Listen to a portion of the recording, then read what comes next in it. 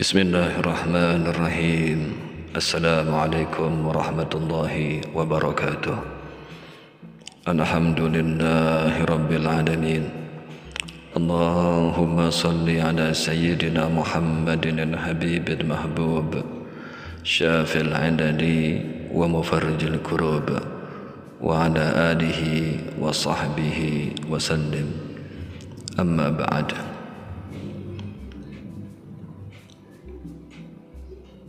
Pada hari Selasa sore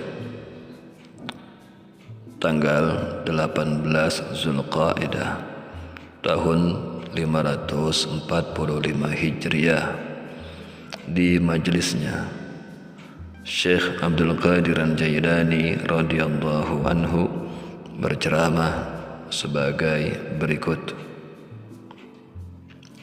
Sudah seharusnya jika Allah Ta'ala ditakuti dan diharapkan, meskipun seandainya Dia tidak menciptakan surga atau neraka.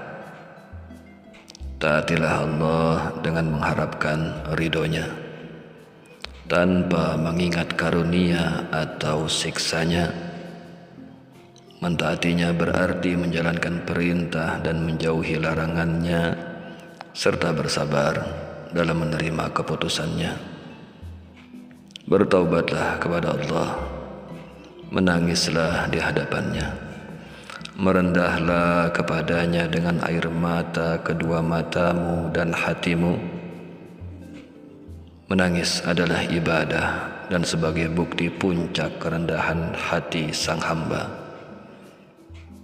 Jika kamu mati dalam keadaan bertaubat dengan niat yang suci dan beramal baik, Allah Ta'ala akan memberi manfaat. Orang yang dianiaya pasti akan menuntut. Di sana tidak ada belas kasih kecuali dari Allah Ta'ala. Kamu harus mencintai Allah Ta'ala di dunia dan di akhirat.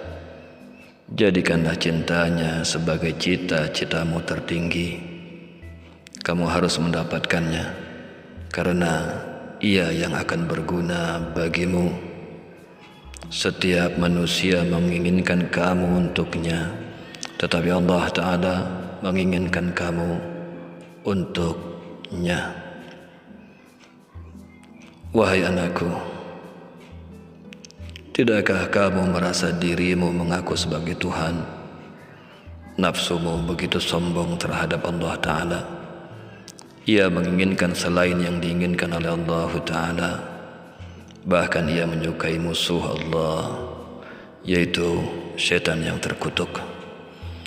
Ia tidak mencintai Allah. Jika datang ketentuan, ia tidak menerimanya dan tidak bersabar. Bahkan ia membantah dan menentang. Ia puas dengan nama Islam saja, padahal sekadar nama tidak ada gunanya dan tidak memberikan manfaat. Wahai anakku, tetaplah takut dan jangan panjang angan-angan, sehingga kamu menjumpai Tuhanmu Azza wa Jalla, di mana hatimu teguh di hadapannya dan mendapat stempel aman di tanganmu. Ketika itu kamu akan melihat di sisinya kebaikan yang banyak. Jika Allah telah menjaminmu, maka tenanglah kamu. Karena jika Dia telah memberi, maka pemberian itu tidak akan dicabut lagi. Jika Allah Ta'ala telah memilih seseorang, maka Dia akan mendekatkannya kepadanya. Setiap kali sang hamba itu merasakan takut, Allah akan menghilangkan serta menenangkan hati dan nuraninya, sehingga hal itu akan menjadi bukti antara Allah dengannya. Celaka kamu wahai orang yang jahil, kamu berpaling dari Allah Ta'ala dan sibuk mengabdi pada manusia. Kaum sufi itu sibuk mengabdi kepada Allah, sehingga Allah mendekatkan hati mereka kepadanya. Perhatikanlah, kamu akan mengenalnya. Salah seorang dari mereka jika telah mengenal Allah Ta'ala akan bertempur dengan nafsu, keinginan, watak, dan syaitannya. Kemudian Allah Ta'ala akan membukakan untuknya pintu kedekatan dengannya. Maka dia akan mencari kesibukan yang akan dilakukan. Maka dikatakan kepadanya, kembalilah dan layanilah manusia, tunjukkanlah mereka kepada kami. Kamu telah menipu para pencariku, kamu kosong dari apa yang dimiliki para wali, kamu menyambung cahaya dengan kegelapan dengan memperturutkan nafsu yang sebenarnya adalah musuhmu. Kamu menyenangkan istrimu dengan kemurkaan Tuhanmu. Banyak manusia mendahulukan kesenangan istri dan keluarganya daripada ridha Tuhannya. Aku melihat gerak dan diammu, bahkan seluruh cita-citamu adalah untuk nafsu, istri, dan anak-anakmu. Sedikit pun kamu tidak ingin mencari ridha Allah Ta'ala. Celaka kamu. Kamu tidak termasuk laki-laki. Laki-laki yang sempurna itu tidak akan berbuat kecuali untuk Allah. Kedua mata hatimu telah buta dan kesucian nuranimu telah kotor. Kamu telah terhalang dari Tuhanmu, tetapi kamu tidak menyadarinya. Oleh karena itu, sebagian mereka mengatakan, celaka bagi orang-orang yang terhalang, yang tidak menyadari bahwa mereka terhalang. Celakalah kamu, di pinggangmu ada kaca pecah tetapi kamu memakainya. Kamu tidak menyadari karena kuatnya syahwat, keinginan, dan kerakusanmu. Sebentar lagi ususmu akan luka dan rusak. Semua bencanamu adalah karena jauhnya kamu dari Tuhanmu dan pilihanmu kepada selain Allah. Kalau kamu benar-benar mengenal makhluk, tentu kamu akan membenci mereka dan mencintai penciptanya. Sebagaimana Nabi SAW telah mengingatkan bahwa cermatilah dahulu, maka kamu akan membencinya. Kini kamu mencintai dan membenci tanpa diuji. Akal itu diuji, padahal kamu tidak mempunyai akal, dan hati juga diuji, padahal kamu tidak mempunyai hati.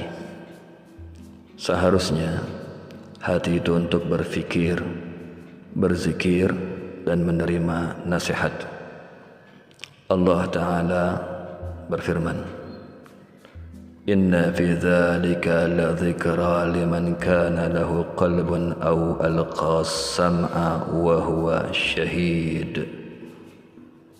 Yang artinya, sesungguhnya pada yang demikian itu benar-benar terdapat peringatan bagi orang-orang yang mempunyai hati atau yang menggunakan pendengarannya sedang ia menyaksikannya. Quran Surah Qaf ayat 37. Akal akan pindah kepada hati, hati akan pindah kepada nurani, nurani akan berpindah kepada fana, dan fana akan berpindah kepada wujud. Nabi Adam alaihissalam dan para nabi yang lain mempunyai syahwat dan keinginan, tetapi mereka sanggup menahan nafsunya dan mencari ridho Tuhannya. Nabi Adam alaihissalam mempunyai satu keinginan di surga dan melakukan satu kesalahan. Namun kemudian ia bertaubat dan tidak pernah mengulanginya lagi. Sesungguhnya keinginan Adam alaihissalam sangat terpuji, yaitu tidak ingin berpisah dengan Allah Ta'ala dan berdekatan dengan Allah. Para Nabi alaihissalam senantiasa meninggalkan nafsu, keinginan, dan watak mereka, sehingga mereka bertemu dengan para malaikat karena mereka banyak bermujahadah atas nafsu mereka. Para Nabi, Rasul, dan para wali selalu bersabar, maka hendaklah kamu mencontoh kesabaran mereka. Wahai anakku, berusahalah agar kamu tidak menyakiti hati seseorang, kecuali agama memerintahkan agar kamu menyakiti seseorang, maka menyakitinya adalah ibadah.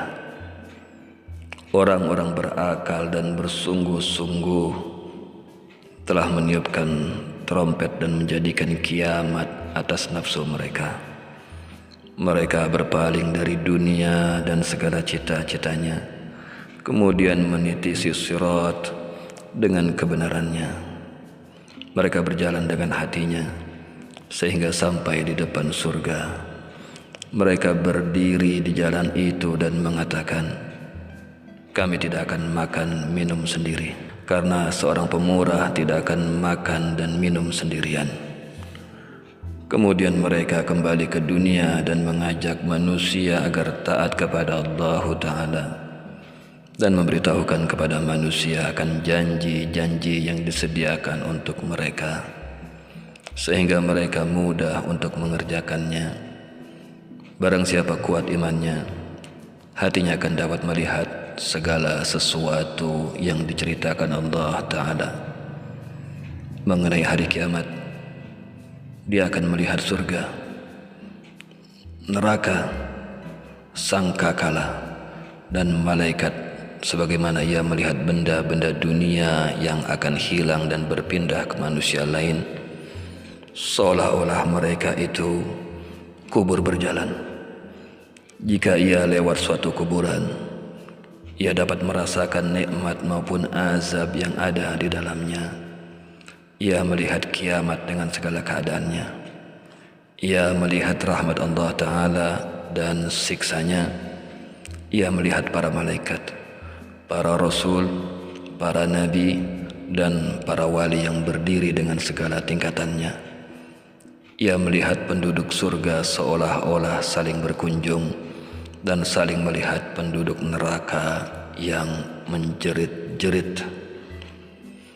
Barang siapa yang benar pandangannya akan dapat melihat makhluk Allah dengan mata kepala dan melihat perbuatan Allah Ta'ala dengan mata hatinya terhadap mereka.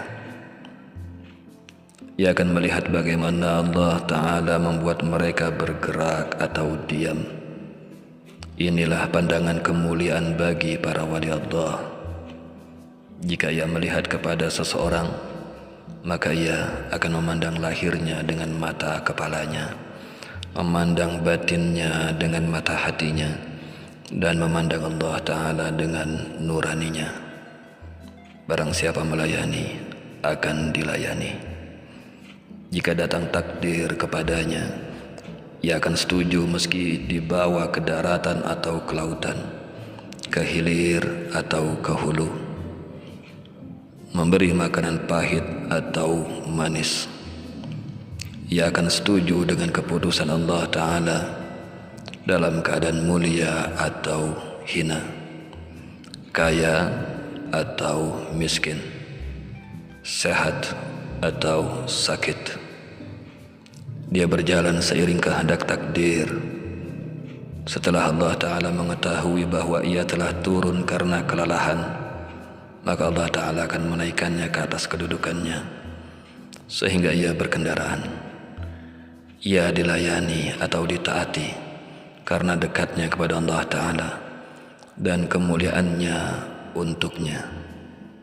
Semua itu adalah karena kesedihannya bermujahadah melawan nafsu, keinginan, watak, kebiasaan, setan, dan kawan-kawan buruknya. Rabbana atina fid dunya hasanah wa fil akhirati hasanah wa qina azaban nar. Ya Allah, berilah kami rezeki, ridho dengan takdir dan ketentuan-Mu dalam setiap keadaan. Ya Allah, berilah kami kebaikan di dunia dan kebaikan di akhirat, serta peliharalah kami dari siksa api neraka. Amin. Wassalamualaikum warahmatullahi wabarakatuh.